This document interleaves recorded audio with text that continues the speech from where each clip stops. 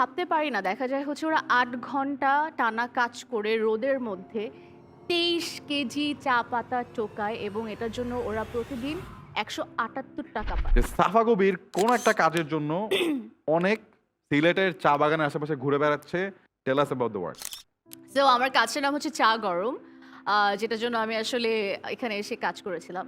আমি তো লাইফে আসলে অনেক ধরনের ক্যারেক্টার করার চেষ্টা করেছি এবং বিং অ্যান অ্যাক্ট্রেস এটা হচ্ছে আমাদের একটা বিউটি যে আমরা একটা চরিত্রকে জীবন দিতে পারি, আবার তাদের জীবনটাকে কিছু সময়ের জন্য উপভোগ করতে পারি। আমার সবচেয়ে বেশি খারাপ লেগেছে যখন আমি চা গরম কাজটা করতে যেয়ে টি ওয়ার্কারদের লাইফের সম্পর্কে জানতে পেরেছি। আমরা ভাবতে পারি না, দেখা যায় হচ্ছে ওরা ৮ ঘন্টা টানা কাজ করে রোদের মধ্যে ২৩ কেজি চা পাতা টোকায় এবং এটার জন্য ওরা প্রতিদিন ৳১৭৮ পায়। কফি খেতে গেলেও আমাদের বিল আসে মনে হয় ৳৩০০, রাইট?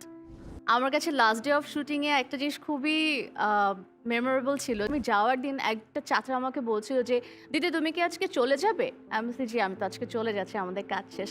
বলে কি, তোমার সাথে আর মনে হয় দেখা হবে না। তোমরা তো আর কখনো এখানে আসবে না।" তখন আমার কাছে মনে হলো আসলেই তো এখানে আমরা আসি চলে যাই, রয়ে তো আর যাই না। অ্যান্ড আমার কাছে মনে হয় যে আজকে এই শোর মাধ্যমে কোনো এজেন্সি, কোনো কোম্পানি বা সামবডি যদি কেউ আমার কথাটা শুনতে পায়, I really want them to help them.